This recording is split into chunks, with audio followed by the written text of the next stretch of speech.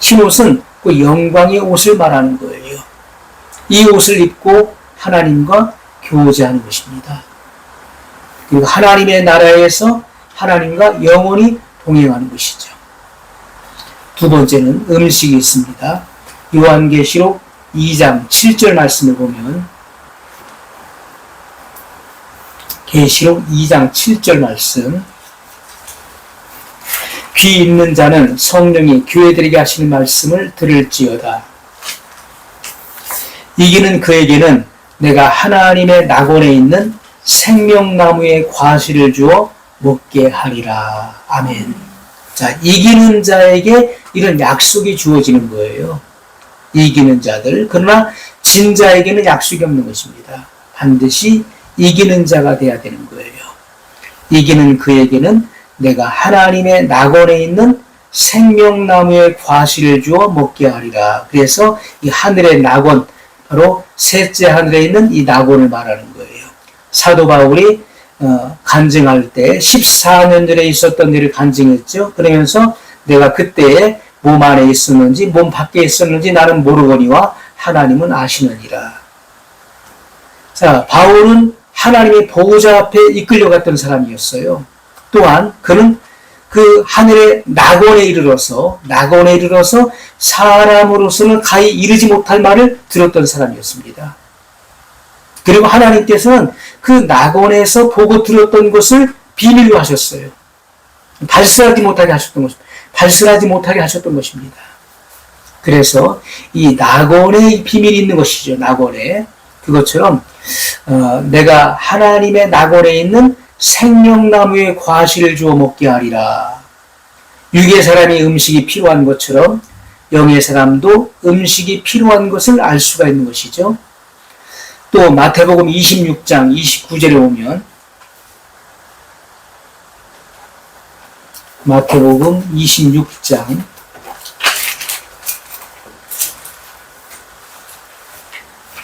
29절 말씀. 이것은 예수님께서 최후의 만찬에서 하셨던 말씀입니다. 예수님께 성만찬을 행하셨어요. 28절부터 보겠습니다. 28절, 29절을 보면 이것은 죄사함을 얻게 하려고 많은 사람을 위하여 흘리는 바 나의 피, 곧 언약의 피니라. 그러나 너에게 이르노니 내가 포도나무에서 난 것을 이제부터 내 아버지의 나라에서 새 것으로 너희와 함께 마시는 날까지 마시지 아니하리라 하시니라. 아멘. 자, 예수님께서 최후의 만찬을 하시면서 하셨던 말씀이에요. 내가 포도나무에서 난 것을 이제부터 내 아버지의 나라에서 새 것으로 너희와 함께 마시는 날까지 마시지 아니하리라. 자, 이 말씀은 우리가 방법은 다를지라도 음식하는 방법이 있다는 것을 분명히 알 수가 있죠.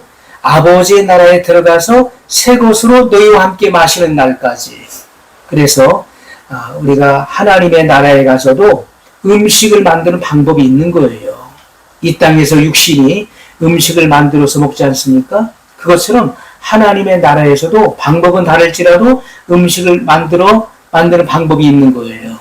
왜냐하면 그곳에 처소가 있잖아요. 우리가 살 집이 그곳에 있는 것, 그것이 바로 새 예루살렘인 것입니다. 그곳에서 우리는 영과 혼과 육이 합체되어서 우리의 몸이 신령한 몸이 된 것이죠. 영체 몸을 입은 것입니다. 그래서 하나님의 낙원에 있는 그 과실을 먹게 될 뿐만 아니라 이렇게 이 포도주에 대해서도 예수님이 말씀하고 있는 것처럼 이렇게 음식을 만들어서 먹는 방법이 있다는 것을 우리가 알 수 있습니다. 자, 아담이 잃어버린 생명나무 열매를 다시 찾아서 먹게 되는 것입니다. 그리고 영생하는 것이죠. 세 번째, 이 거처에 대해서 말씀하고 있어요. 요한복음 14장 2절 말씀을 보면 내 아버지 집에 거할 곳이 많도다. 그렇지 않으면 너에게 일렀으리라. 내가 너희를 위하여 처소를 예비하러 가노니 내 아버지 집에 거할 곳이 많도다. 거처할 곳이 많다는 거예요. 내가 너희를 위하여 처소를 예비하러 가노니. 자, 예수님께서는 성도들이 살 집, 신부가 살 집을 준비하러 가신다라고 말씀하고 있는 것입니다. 처소를 예비하면 내가 다시 와서 너희를 내게로 영접하여 나 있는 곳에 있게 하리라고 약속하셨어요. 또한 고린도후서 5장 1절에 보면 고린도후서 5장 1절에 만일 땅에 있는 우리의 장막집이 무너지면 하나님께서 지으신 집 곧 손으로 지은 것이 아니요 하늘에 있는 영원한 집이 우리에게 있는 줄 아나니. 아멘.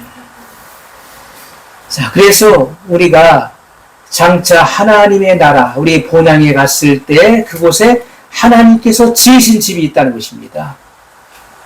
하늘에 있는 영원한 집이 우리에게 있는 줄 아나니. 그곳이 바로 새 예루살렘인 것이죠. 육의 사람이 거처가 필요한 것처럼 영의 사람도 거처가 있는 것은 분명한 것입니다. 예수님께서 말씀하시기를 내 아버지 집에 거할 곳이 많다. 이렇게 말씀하셨죠. 내 아버지 집에 거할 곳이 많다. 자, 히브리서에서는 히브리서 11장 16절에 보면 저희를 위하여 한 성을 예비하셨느니라. 한 성을 예비하셨다는 거예요. 그곳이 어디입니까? 새 예루살렘 성을 말하는 거예요. 자, 우리가 거처할 곳은 새 예루살렘 성인 것입니다. 요한계시록 21장 10절로 21절에 보면 그 성의 규모, 그 성의 그 길의 포장, 그리고 그 성벽에 들어간 그 성벽을 쌓은 그 보석들의 그 재료들에 대해 설명하고 있고, 그 성이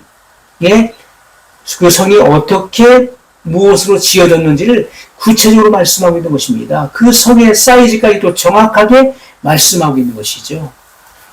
자, 이렇게 그 성의 모든 이 규모와 그리고 재료들, 그리고 그곳에 무엇이 있는지에 대해서 구체적으로 설명하고 있는 것을 볼 때에 또 이 새 예루살렘 성의 이 광경을 우리에게 분명히 보여주신 것이죠. 그것이 요한계시록 21장 10절 21절에 구체적으로 우리에게 말씀하고 있는 것입니다. 자, 천국에 계신 분, 천국에 누가 있는가? 첫 번째, 하나님이 계시는 것입니다. 열왕기상 8장 30절에 보면 우리가 신구약에는 다 짝이 있는 것입니다. 열왕기상 8장 30절에 보면 종과 주의 백성 이스라엘이 이곳을 향하여 기도할 때에 주는 그 간구함을 들으시되 주의 계신 곳 하늘에서 들으시고 들으시사 사하여 주옵소서. 자, 하나님이 어디 계시죠? 주의 계신 곳 하늘에서 들으시고 들으시사 사하여 주옵소서. 그럼 하나님은 어디 계십니까? 하늘에 계십니다. 하늘에 계십니다. 마태복음 6장 9절에 보면 예수님께서 제자들에게 기도를 가르쳐 주셨어요. 주기도문이라고 하는 것입니다. 주님이 가르쳐 주신 기도문. 자, 6장 9절에 보면 하늘에 계신 우리 아버지여. 그러면 우리 아버지 하나님 어디 계시죠? 하늘에 계십니다. 요한계시록 21장 7절에 보면 나는 저의 하나님이 되고 그는 내 아들이 되리라 하신 말씀을 보면 하나님은 우리의 아버지로 계심을 우리가 알 수 있는 것입니다. 우리가 기도할 때 예수님께서 가르쳐 주셨던 것처럼 하나님 아버지라고 우리가 부르는 것입니다. 하나님은 하늘에 계신 우리 아버지이시다. 우리 아버지로 계시는 것이다. 자, 특히 하늘에 계신 우리 아버지 하나님은 성도들에게 예배를 받으시는 아버지이시다. 두 번째, 예수님이 계시는 것입니다. 어떤 분들은 하나님이고 예수님이고 예수님이고 다 하나님이다. 이렇게 한 분이 계시는 것이다. 이렇게 말씀하고 있는 분이 있는데 그것은 너무 이단설인 것입니다. 그것은. 분명히 하나님의 보좌가 있고 어린 양의 보좌가 있는 것입니다. 그리고 예수님께서는 하늘에 오르사 아버지 하나님 우편에 계신다는 것을 분명히 우편에 앉으셨다라고 성경은 분명히 증거하고 있어요. 그래서 아버지의 보좌가 있고 어린 양이 계신 것을 성경이 분명히 증거하고 있음에도 불구하고 하나님이 곧 예수님이고 예수님이 곧 하나님이고 그래서 한 분으로 계신다 이렇게 주장하는 것은 이것은 억지 주장이고 이단적인 주장이 되는 것입니다. 자, 그래서 우리가 예수님이 계시는데 요한계시록 21장 22절에 보면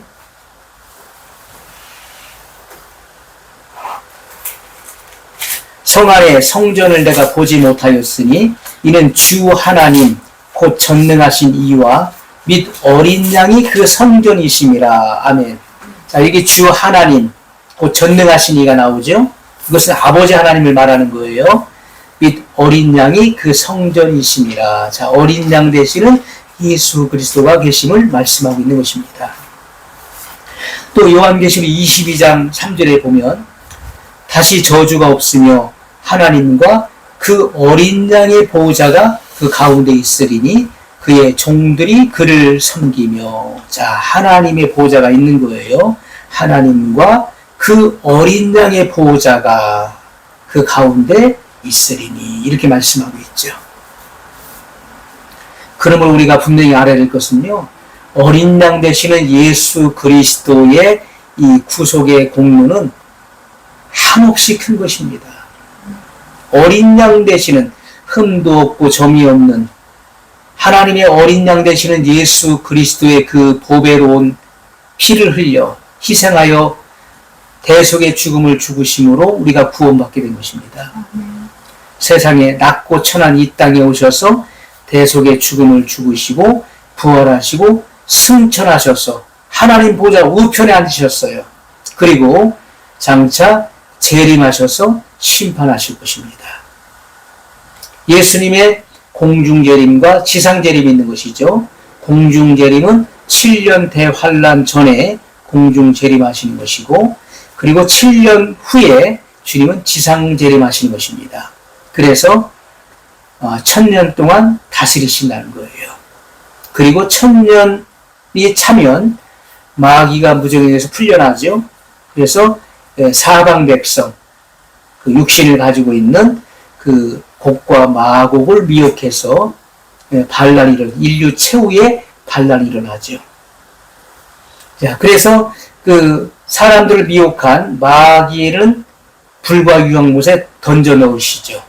그리고 죄인들 둘째 부활로 나오게 하셔서 백보자 심판을 하신 후에 성도들과 새하늘과 새 땅에서 어린 양으로 영원히 계신 것입니다. 세 번째, 성령이 계신 것입니다. 요한계시록 22장 17절 말씀을 보면 성령과 신부가 말씀하시기를 오라 하시는도다. 듣는 자도 오라 할 것이요 목마른 자도 올 것이요 또 원하는 자는 값없이 생명수를 받으라 하시더라. 아멘.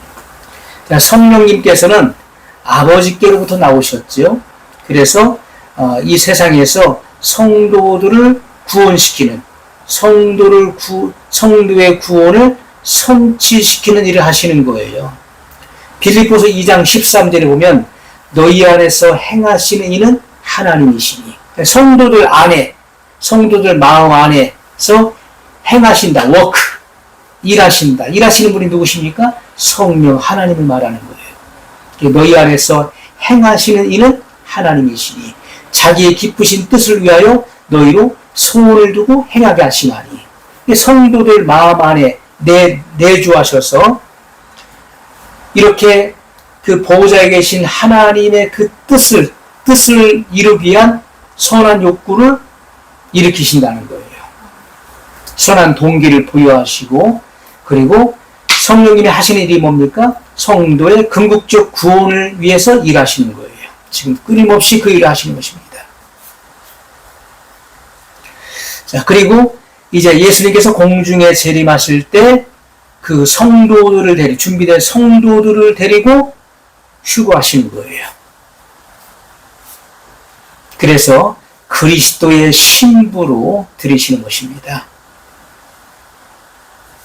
그리고 최종적으로 새하늘과 새 땅이 도래하고 새 예루살렘이 새 땅에 안착했을 때 아버지께로 아버지와 성도들과 예수님과 함께 영원히 거하시는 것입니다. 영원히 계신다. 네 번째, 의인들이 있습니다.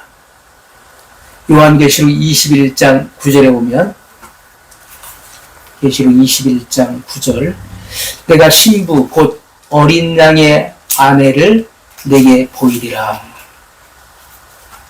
또 계시록 22장 3절로 4절 말씀을 보면 다시 저주가 없으며 하나님과 그 어린 양의 보호자가 그 가운데 있으리니 그의 종들이 그를 섬기며 그의 얼굴을 볼 터이요 그의 이름도 저희 이마에 있으리라.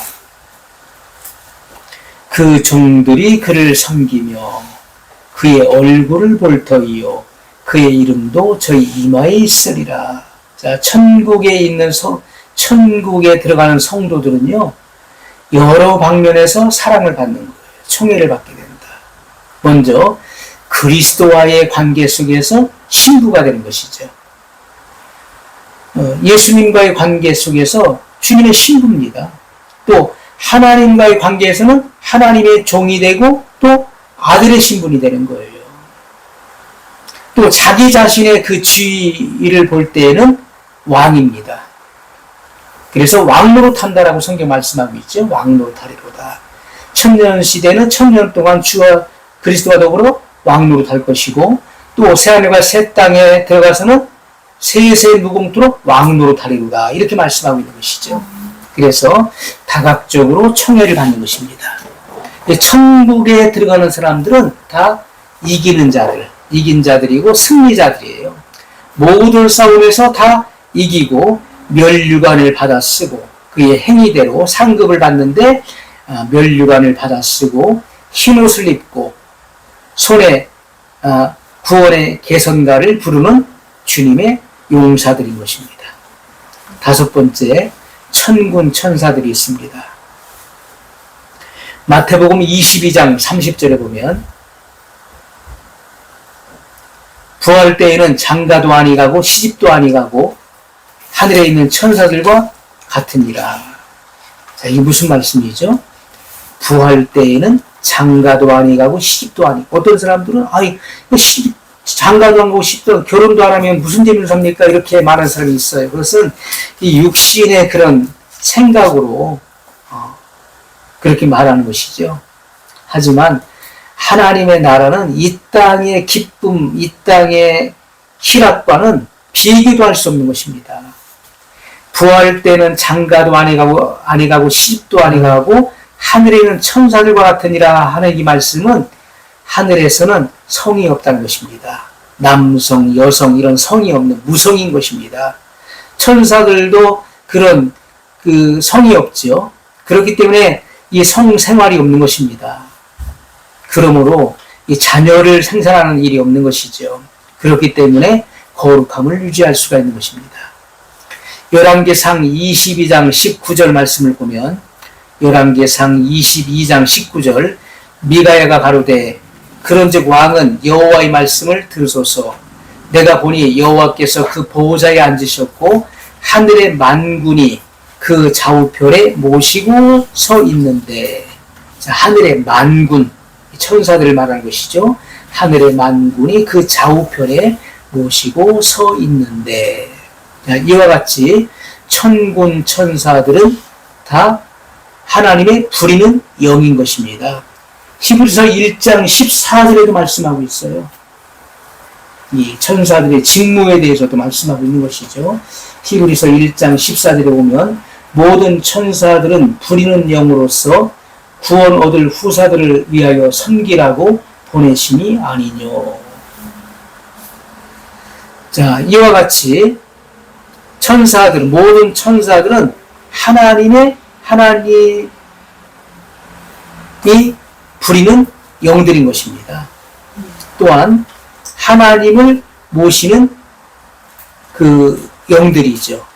그래서 장차 그 새하늘과 새 땅이 도래했을 때, 새 예루살렘 성이 안착했을 때, 그때 모든 천군 천사들은 하나님을 모셔 섬기게 되는 것입니다. 우리가 이 땅에서는요, 누가 천사를 만났다, 천사의 음성을 들었다면 굉장히 신비하게 생각을 해요. 마치 천사를 신처럼 그렇게 생각합니다.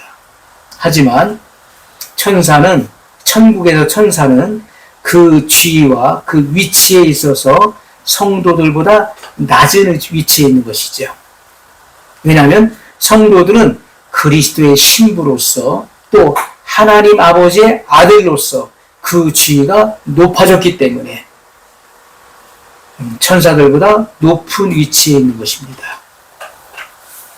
우리가 이 같은 그 천국에서의 이 생활이 실제의 삶이라는 것, 실제로 장차 이루어지는 그러한 삶인 것을 말씀을 통해서 우리가 확인할 수 있고 증명할 수 있는 것입니다.